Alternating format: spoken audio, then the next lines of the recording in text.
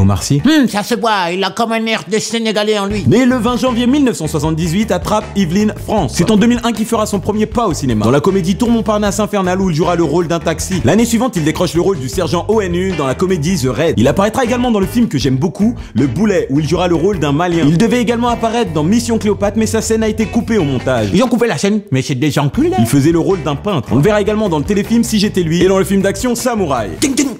En 2003, il fera une apparition dans le film La Beuse, où il sera le voisin Michel Dembélé, un film de Michael Youn. Un an après, on le retrouvera dans la comédie Le Carton et prêtera également sa voix à un bélier dans le film d'animation Frères d'Ours. En 2005, il présente le service après-vente des émissions en compagnie de son pote Fred sur Canal+, qui durera jusqu'en 2012. Mais parallèlement à ça, il continuera sa carrière au cinéma. Car la même année, il sera le génie de la lampe dans Il était une fois dans l'Oued. On le retrouvera également dans la peau de Joseph le Moniteur dans Nos Jours Heureux. Il posera même sa voix dans le jeu vidéo Tomb Raider Legends dans le rôle de Zip. Avec son pote Fred, il se produira également sur scène dans Omar et Fred, le spectacle. Les gars, cette affiche, elle est vraiment à chier. On les retrouvera également tous les deux en 2008 dans le film Seul True de Eric et Ramsey. Cette même année, Omar fera une petite apparition dans le clip banlieusard de Kerry James. Eh bien, j'espère que tu lui as donné du labello à Kerry James. Oh, faut dire ce qu'il y est, il a toujours les lèvres gercées. Et prêtera encore sa voix dans un film d'animation, Volt Star malgré lui. Il sera le rôle d'un chat noir. En 2009, il aura une année chargée, car il jouera dans la comédie Safari. Dans la comédie Micmac à Thierry Larigot, il sera confronté au raciste ordinaire dans Tellement Proche. Si moi aussi je pouvais être aussi tellement proche de toi. En même temps, il s'appelle Bruno et il est médecin. Également envoyé très spéciaux. Et il jouera encore avec son pote Fred Testo dans La Loi du Murphy. Cette même année-là, il prêtera encore sa voix à des films d'animation. Dans Les Lascars, où il sera Narbé. Oh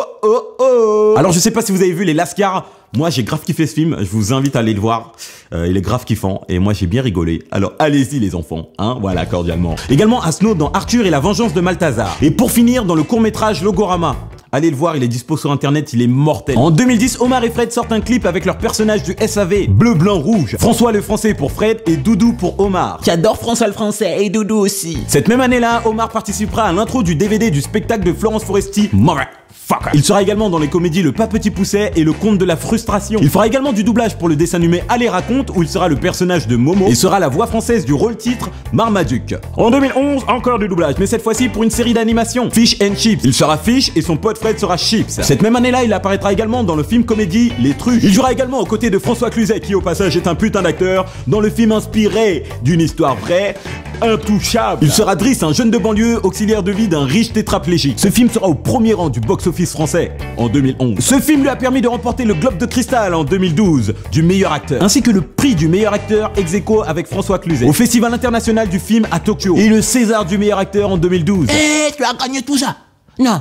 Harry, tu es là. En 2012, il fait partie des stars à l'affiche de la comédie Les Seigneurs. Il participera également à la comédie Mais qui a retué Pamela Rose? Toujours en 2012, il sera le policier Ousmane Diakhaté dans la comédie De l'autre côté du Péri, puis dans L'Enclume des jours en 2013. En 2014, Omar Sy défonce tout car il fait ses débuts dans le cinéma étranger, dans le blockbuster américain X-Men Day of Future Past, où il incarne Bishop. Avec les Américains, on peut vraiment dire que Omar Sy est intouchable. Il apparaîtra également dans le thriller d'action Good People avec James Franco et Kate Hudson. Mais c'est en France qu'il tient la tête d'affiche dans la comédie rôle-titre Samba. En 2015, il répond au casting du film très attendu Jurassic World en compagnie de Chris Pratt. Le film est un succès mondial. Et en plus de ça, la même année, il sera dans la comédie dramatique à vif aux côtés de Bradley Cooper. En 2016, on le retrouve dans le biopic Chocolat où il va incarner le clown Chocolat. Il est également à l'affiche du film Inferno aux côtés de Tom Hanks. Et il prêtera également sa voix au film d'animation Angry Bird. Il sera Red et il est actuellement au cinéma pour la comédie dramatique Demain tout commence. Et pour finir ce choco, Omar Sy est en 2016 la personnalité préférée des Français. C'était Pat pour le Choco 10. Des bisous, ciao, à demain.